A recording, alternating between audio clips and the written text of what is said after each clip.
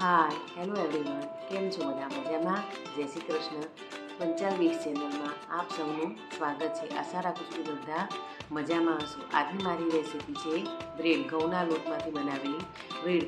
જુઓ ગાઈઝ, બજારમાં ઘણી બધી પ્રોડક્ટની બ્રેડ મળતી હોય છે. કહે છે કે ઘઉંની છે, પણ એકચ્યુઅલી ઘઉંની હોતી જ નથી, એ મેદામાંથી બનેલી હોય છે. એટલે આજે મેં ઘઉંના લોટમાંથી બ્રેડ બનાવી છે અને બ્રેડમાંથી કઈ રેસીપી બને એ પણ મેં બનાવી છે. તો ચાલો આપણે ઘઉંની બ્રેડ બનાવવા માટે કઈ કઈ વસ્તુઓની જરૂર પડે તે જોઈ લઈએ.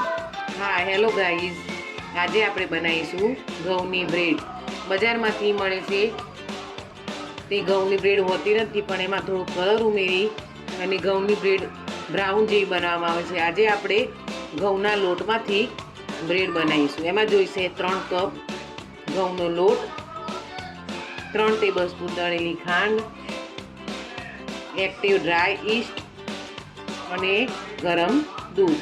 ચાલો આપણે બનાવવાની શરૂઆત કરીએ ઘઉંની બ્રેડ. સૌપ્રથમ આપણે ઘઉંની બ્રેડમાં બનાવવા માટે લોટમાં એડ કરીશું 3 ટેબલ સ્પૂન દળેલી ખાંડ. હવે એમાં એડ કરીશું નમક,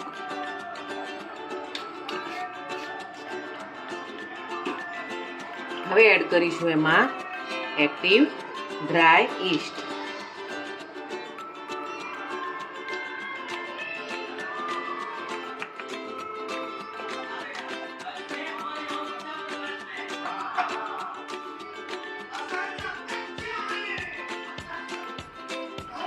હવે એડ કરીશું 3 ટીસ્પૂન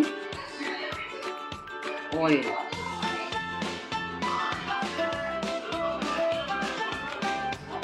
ઓઇલ હોય તો ઓઇલ એડ કરવાનું, બટર હોય તો બટર.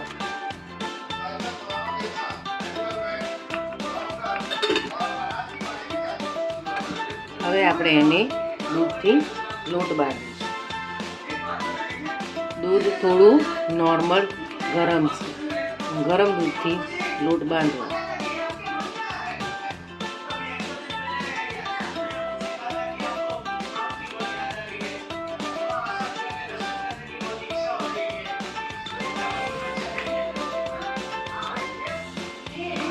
આ લોટને બાંધવામાં લગભગ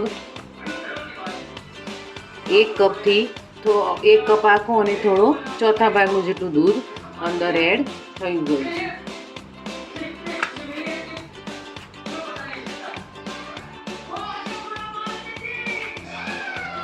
જોઈ શકો છો કે આપણો લોટ સરસ બંધાઈ ગયો છે. હવે આપણે એને ફોર્મેટ થવા માટે 2 કલાક માટે મૂકીશું.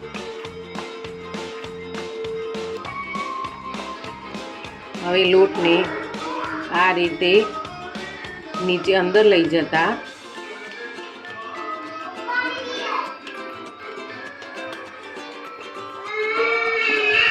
આ રીતે બીલું વાળી એને આપણે હવે ફોર્મેટ થવા માટે મૂકીશું.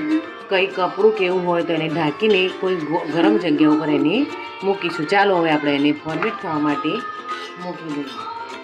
જોઈ શકો છો કે ગાઈઝ આપણો લોટ ફોર્મેટ થઈ ગયો. તો હવે આપણે એને મોલ્ડમાં શેપ આપીશું. જો આ રીતનું કોઈ પણ મોલ્ડ આવે એમાં થોડું તેલ દેવું,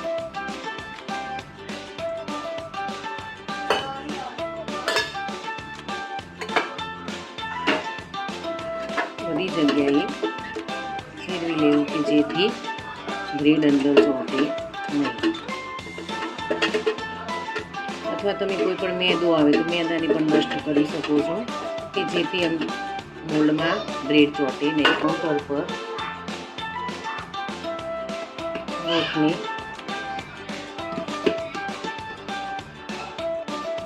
મસળી લેવો.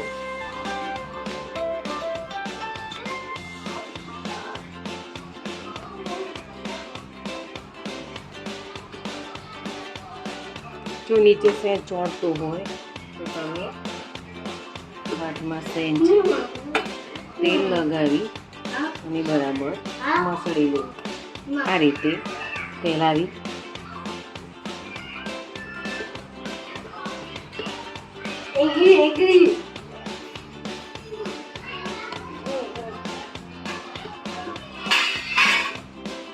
વણી લેવું તો વણી લેવાય, અને હાથેથી ફેલાવવું હોય તો ફેલાવી લે. આ રીતે ફેલાવી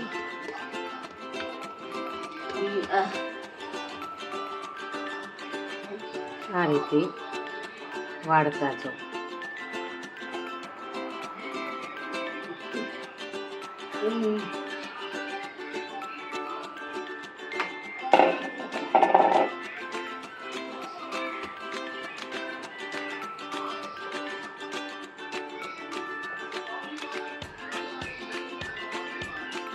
જે છેલ્લો જે હોય જોઈન્ટ એને બરાબર આમ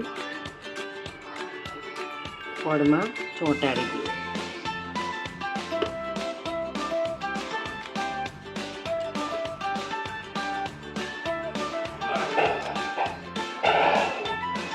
કે જેથી બેક થતી વખતે ખુલી ના જાય અને એક સરખું પડ થઈ જાય.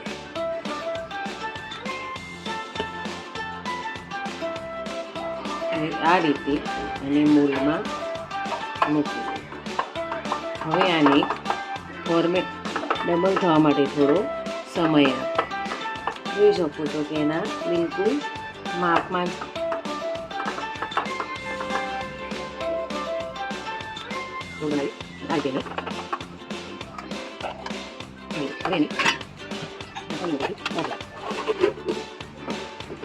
એને અડધો કલાકનો રેસ્ટ.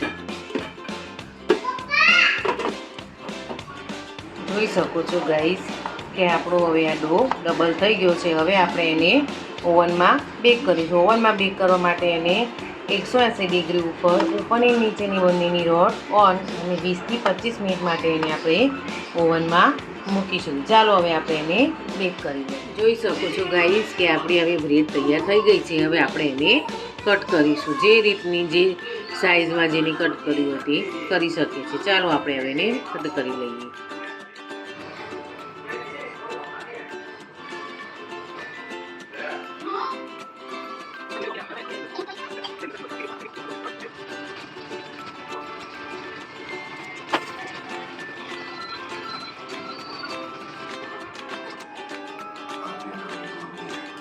જોઈ શકો છો કે આપણી બ્રેડ કેવી સરસ અને મસ્ત થઈ ગઈ છે. બિલકુલ બજાર જેવી અને બિલકુલ હેલ્ધી, કે આમાં મેદાનો ઉપયોગ થયો નથી. આજે હવે બી વસ્તુ લગાવીને તમે ખાઈ શકો છો.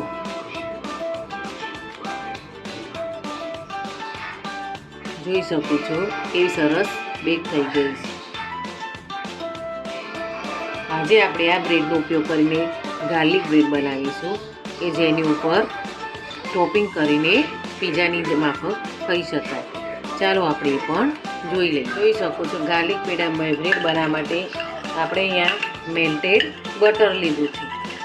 આ બટરમાં તમે ગાર્લિક પીસીને નાખી શકો છો. અમે ગાર્લિક ખાતા નથી એટલે અહીંયા અમે એને એવોઇડ કર્યું છે. ચાલો હવે આપણે એમાં બીજા કોઈ મસાલા એડ કરીશું. એમાં એડ કરીશું ઓરેગાનો, થોડું એડ કરીશું સેન્ડવિચ મસાલા,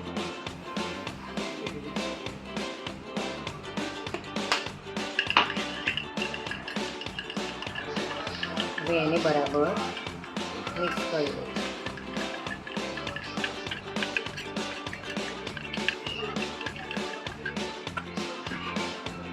હવે આ રીતની ટ્રે લઈ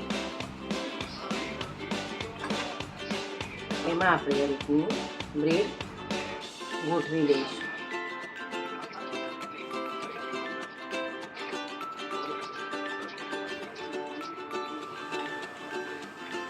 સૌ પ્રથમ આપણે આ બટરવાળું જે તૈયાર કર્યું હતું તે એમાં લગાવી દઈશું.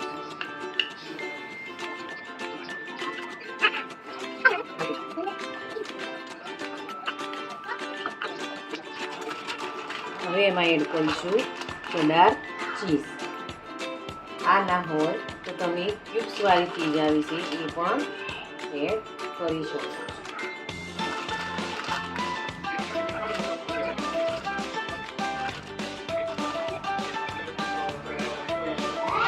હવે એડ કરીશું કોર્ન. કોઈને અહીંયા કેપ્સિકમ, ઓનિયન કે કોઈ ટોમેટોસ એ એડ ભાવતું હોય તો તમે એમાં પણ એડ કરી શકો છો. મેં અહીંયા તારી ખાલી સ્વીટ કોર્ન લીધા છે.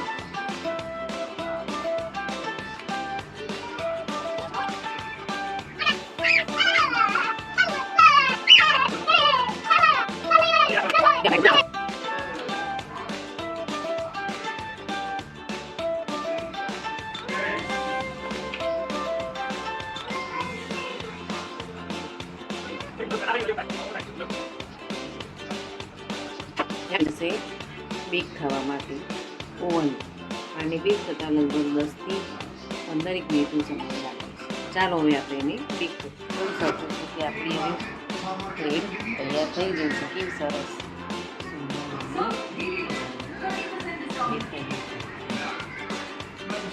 ખૂબ જાજુ ટેસ્ટી અને હેલ્ધી તૈયાર થઈ ગયું છે.